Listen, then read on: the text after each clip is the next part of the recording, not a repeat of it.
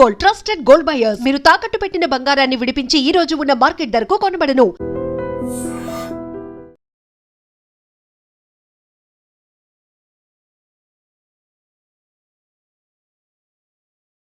నమస్తే, welcome to I dream.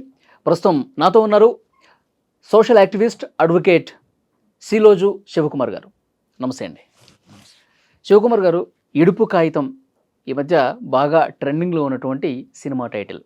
ఎప్పుడైతే ఈ పేరు అనౌన్స్ అయిందో వెంటనే ఒక వ్యక్తి అంటే రివ్యూస్ ఇస్తారు కదా సినిమాలకు సంబంధించి, అంటే ఈ పేరుని మేమేమన్నా ఇంగ్లీష్ టైటిల్స్ పెట్టుకుని చూసుకోవాలా, ఇడుపు కాగితం అంటే నాకైతే ఏం అర్థం కాలేదు అని కామెంట్ చేశాడు. దాని మీద తెలంగాణ వాదులు తీవ్రస్థాయిలో దుమ్మెత్తిపోశారు. ఇంకా తెలంగాణ రాష్ట్రం వచ్చి ఎన్ని సంవత్సరాలైనా సరే మా భాష మీద, మా యాస మీద వీళ్ళ అవహేళన, వీళ్ళ వెక్కిరింపుతనం కొనసాగుతూనే ఉంది. ఇలాంటి వాళ్ళని తన్ని తరిమేయాలి అని వాళ్ళు తీవ్ర ఆగ్రహంతో మాట్లాడుతున్న పరిస్థితి కూడా మనం చూసాం. రాజకీయ రంగు కూడా పులుముకున్న పరిస్థితి మీరు కూడా చూసుంటారు. ఏంటి ఈ ఇడుపు కాగితం మీద మీ వ్యూ ఏంటి, ఏం చెప్తారు? యాక్చువల్గా ఏంది అని అంటే, ఇది ఈ సినిమా తెలంగాణ ఆంధ్ర అనే ఒక సబ్జెక్ట్ అనేది ఒక పక్కన పెడితే, సినిమా సంబంధించిన రంగంలో చాలా ఉంటుంది.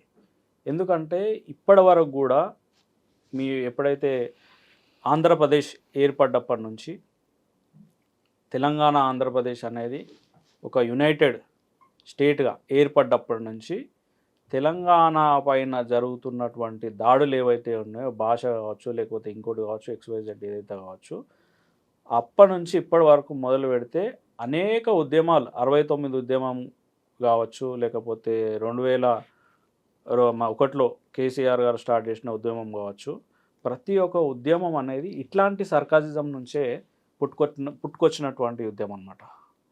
అంటే తెలంగాణకు సంబంధించిన ప్రతి ఒక్క మూమెంట్లో ఈ ఏదైతే సర్కాసిజం, కొంతమంది ఆంధ్రులు అంటే అందరూ ఇది తెలంగాణని ఇట్లా చేసి మాట్లాడతారు, ఇన్సల్ట్ చేసి మాట్లాడతారు, లేకపోతే వాళ్ళ భాషని ఇన్సల్ట్ చేసి మాట్లాడతారు అనేది తప్పు. ఎందుకంటే ఎంతోమంది ఆంధ్రాకు సంబంధించినటువంటి మేధావులు, లైక్ రాజమౌళి గారు ఫాదర్ కావచ్చు, ఓకే, ఆయన చాలా గొప్పగా తెలంగాణకు సంబంధించిన మాండలికాన్ని కానీ, తెలంగాణకు సంబంధించినటువంటి మనుషులను కానీ చాలా గొప్పగా వర్ణించారు. గరికపాటి గారు మనల్ని ఒకసారి అబ్జర్వ్ చేస్తే ఆయన కూడా తెలంగాణకు సంబంధించిన భాషని ఎంతో రెస్పెక్ట్ చేస్తూ మాట్లాడతారు. సో ఎవరైతే కొంతమంది ఈ సోకాల్డ్ క్యాండిడేట్స్ ఎవరైతే ఉంటారో, ఈ యొక్క తెలంగాణ భాషకు సంబంధించిన అంశాన్ని ఇడుపు కాగితం అనే ఒక వర్డ్ అనేది ఎప్పట్లో ఈ లా, కోర్టు, చట్టాలు ఇవన్నీ మారుమూల గ్రామానికి పోని సందర్భంలో పెద్ద మనిషి, రచ్చబండ, ఇవన్నీ మన కస్టమ్స్, మన సాంప్రదాయాలు. ఇవన్నీ పెద్ద బండి ఇప్పుడు కూడా మీరు కొన్ని ఊర్లలో పోతే కోర్టుకు పోరు వాళ్ళు, ఏదైనా గొడవ అయితే పెద్ద మనిషి దగ్గర పోతారు. ఆ ఊరు పెద్ద మనిషి దగ్గర పోతే ఆ పెద్ద మనిషి ఏదో నిర్ణయం తీసుకుంటాడు, దానికి కట్టుబడి ఉంటారు. కోర్టులలో కూడా చాలామంది పెద్ద మనుషులు వచ్చేసి మేము పెద్ద మనుషుల ఎల్డర్స్ మీటింగ్ కండక్ట్ చేసుకుంటామంటే కోర్టు డేట్ ఇస్తుంది. సో ఈ ఏదైతే డివోర్స్ ప్రొసీజర్ ఉందో, ఈ డివోర్స్ ప్రొసీజర్ని అప్పట్లో పెద్ద మనుషులు తేల్చేవారు. అంటే అమ్మాయికి సంబంధించిన వాదన, అబ్బాయికి సంబంధించిన వాదన విన్న తర్వాత వీళ్ళు కలిసి ఉంటారా లేకపోతే ఫర్దర్గా విడిపోతారా అనేది చూసుకున్న తర్వాత దాన్ని తెలంగాణ మాండలికంలో ఇడుపు కాగితం అనేది అప్పట్లో ఇది ఒక ఫేమస్ వర్డ్. పురాతన కాలం నుంచి కూడా ఇడుపు కాగితం అయిందట. ఏమైంది రా పలానా ఎలా బిడ్డ పంచాయతీ అంటే ఇడుపు కాగితం అయిపోయిందంటనే అని చెప్పేసి ఈ విధంగా ఆ మాండలికంలో ఈ వర్డ్ అనేది ఎప్పటి నుంచో ఫేమస్ గా వస్తున్నది. సో దాన్ని అంటే విడిచిపెట్టడం, దాన్ని తెలంగాణ మాండలికంలో తెలంగాణలో దునియాసలు ఉన్నాయి.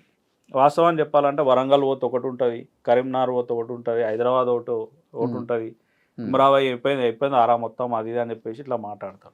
సో ఒక్క తెలంగాణ, ఆంధ్రప్రదేశ్ లో కూడా శ్రీకాకుళం ఉంటుంది, గోదావరి ఉంటుంది, కృష్ణ, రాయలసీమ. సో మనము కాంతారా సినిమా వస్తే అంగీలు చింపుకుంటాం, కర్ణాటక KGF వస్తే అంగీలు చింపుకుంటాం, వేరే వేరే భాషల సినిమాలు వస్తే అంగీలు చింపుకుంటాం. దేన్ని డిస్ప్యూట్ చేయం, మనమే డిస్ప్యూట్ చేసుకుంటాం. మీరు ఆంధ్ర, తెలంగాణ అని. తెలంగాణ వచ్చిన తర్వాత కూడా అందరూ ప్రతి ఒక్కరు కలిసిన సందర్భంలో మళ్ళీ రెచ్చగొట్టే ప్రయత్నాలు చేసి, మళ్ళీ ఆంధ్రాకు సంబంధించిన కొంతమంది వ్యక్తులు ఉమ్, అరే అందరు కలిసే ఉంటారు కదా ఉమ్, అని చెప్పేసి విచ్చలవిడిగా దీన్ని ఉమ్. ఏదో కొంతమంది దీన్ని రాజకీయంగా కూడా వాడుకునే ప్రయత్నం చేస్తా అయితే ఉన్నారు. ఎప్పుడైతే ఈ యొక్క గవర్నమెంట్ చేంజ్ అయిన తర్వాత లేకపోతే ఇంకోటి చేంజ్ అయిన తర్వాత దాన్ని రాజకీయంగా తీసుకున్న వాళ్ళు తీసుకుంటూ ఉండొచ్చు. కాకపోతే ఏంటంటే ముందు ఈ సినిమాకు సంబంధించిన రంగంలో కూడా పాత సినిమాలలో ఎవరైతే తెలంగాణకు సంబంధించిన భాషని విలన్స్కి కానీ చిన్న చిన్న క్యారెక్టర్స్ కానీ వెయిటర్స్కి కానీ ఇట్లాంటి వాళ్ళకు వాడి ఇన్సల్ట్ చేసిన సందర్భంలో ఇప్పుడు ప్రజెంట్లీ కూడా తెలంగాణకు సంబంధించిన హీరోలు కానీ తెలంగాణకు సంబంధించిన హీరోయిన్స్ కానీ ఇప్పుడు లైమ్ లైట్లోకి వచ్చి వాళ్ళకు సంబంధించిన ఏదైతే ఆ ఆర్టిజం ఏదైతే వాళ్ళకు సంబంధించిన కళలు తెలంగాణకు సంబంధించిన హీరోలు కానీ పైకి వస్తున్న సందర్భంలో కొంతమంది ఈ తెలంగాణకు సంబంధించిన యాసను కానీ భాషను కానీ మళ్ళీ విమర్శించి ఈ యొక్క సాంప్రదాయాన్ని తెలంగాణ యొక్క మాండలికాన్ని విమర్శించి ఈ యొక్క సినిమాని అడ్డుకునే ప్రయత్నం చేస్తూ ఉన్నారు. సో దీనిపైన నా వ్యూ ఏందనంటే భాషకు సాంప్రదాయానికి విలువైనప్పుడు నీ భాష నీ సాంప్రదాయం కూడా ఒకసారి వెనక్కి తిరిగి ఆలోచించాల్సిన పరిస్థితి వస్తుంది. ఎందుకనంటే ఎవరు అయితే ఇన్సల్ట్ చేస్తారో ఏ భాషకైనా సరే ఒక మాండలికం ఉంటుంది. సో అది ఎవరో పుట్టించింది కాదు, ఎవరో తయారు చేసింది కాదు, అది స్వతహాగా ఎప్పటి నుంచో పురాతన కాలం నుంచి ఆ భాష అనేది వాడుకలో ఉంది. సందర్భంని బట్టి ఆ భాష వాడుతూ ఉంటారు. ఎక్కడ భాష అక్కడ ఉంటుంది. సో దాన్ని ఇన్సల్ట్ చేయడం ద్వారా వచ్చింది ఏం లేదు. నిజంగా పదం అర్థం కాకపోతే దీని అర్థం ఏంటని తెలుసుకోవాలి. తెలుసుకున్న తర్వాత దాన్ని గౌరవించాలి. ఇప్పుడు మనము వేరే సినిమాలు తమిళ్ సినిమాలు ఉంటాయి, లేకపోతే కర్ణాటక సినిమాలు ఉంటాయి, లేకపోతే కేరళ సినిమాలు ఉంటాయి. ఇట్లాంటి సినిమాలు మనకి టైటిల్ తెలియనప్పుడు దాని అర్థం చెప్పి గూగుల్లో మనం తెలుసుకుంటాం తప్పి దాని ఆ పాయింట్ని మనం ఇన్సల్ట్ చేయం కదా. అంతేగా. మహారాష్ట్రకు సంబంధించిన మూవీ వచ్చింది ఒకటి, సో దాన్ని కూడా మనం చూసినాం. సో ఒక్కొక్క దగ్గర ఒక్కొక్క వర్డ్ ఉంటుంది. సో దాన్ని మనం బేస్ చేసుకొని ఇన్సల్ట్ చేయాలనే ఒక ఉద్దేశంతో కొంతమంది చేసిన అదే తప్ప ఎవరైతే ఇన్సల్ట్ చేస్తున్నారో అదే తెలంగాణ ప్రాంతానికి శ్రీరామరక్ష. ఎందుకనంటే వాళ్ళే అడ్వర్టైజ్మెంట్ చేస్తారు ఈ సినిమాని, వాళ్ళే ప్రమోట్ చేస్తున్నారు. ఇడుపు కాగితం అని చెప్పేసి ఏదైతే సినిమా వాళ్ళు స్టార్ట్ చేసారో వాళ్ళు ఏదైతే విమర్శిస్తున్నారో అదే తెలంగాణకి ఆ తెలంగాణ మాండలికానికి సంబంధించిన ఏదైతే సినిమా వస్తుందో దానికి అదే శ్రీరామరక్ష అని చెప్పి నేను చెప్తా. ఈ నిర్మాత బన్నివాస్ కూడా చాలా క్లియర్గా చెప్పారు. మేమంతా సినిమా కథ చాలా బాగుంది, తెలంగాణ యాస భాషలతో కూడినటువంటి సినిమా, మేము ఆ సినిమా హిట్ కావడానికి ఎంత శ్రమించాలో అంత శ్రమిస్తాం, ఇవన్నీ గాలిమాటలో వస్తూ ఉంటాయి పోతుంటాయి అని చెప్పి ఈ వివాదం గురించి ఆయన పెద్దగా చర్చించాల, ఓన్లీ కథ మీదే మా ఫోకస్ ఉందని మాట్లాడాడు. సో ఎప్పుడైనా సరే ఇది ఎక్కడి నుంచి ఏంటంటే ఇప్పుడు ఉన్న సమాజాన్ని బేస్ చేసుకున్న ఇప్పుడు 10 సంవత్సరాల తెలంగాణ వచ్చిన తర్వాత కూడా ఇట్లాంటి విమర్శలు ఇవన్నీ జరుగుతున్నాయి అని అంటే ఇంకా కూడా కొంతమంది ఆంధ్రాకు సంబంధించిన నాయకత్వమో లేకపోతే సినిమాకు సంబంధించిన రంగానికి సంబంధించిన పెద్దలో క్రియేట్ చేసే ఓ గోబల్స్ ప్రచారంగా నేను చూస్తా తప్ప ఇది వాస్తవానికి ఆంధ్ర ప్రజలకు ఉన్నటువంటి నైజం కాదు, ఆంధ్ర ప్రజలకి ఇటువంటి వాక్యాలకి సంబంధం లేదు. ఇక్కడ ప్రాంత విభేదాలు ఉన్నట్టు కానీ లేకపోతే ఇంకోటి ఉన్నట్టు కానీ దీన్ని మనం చూడం.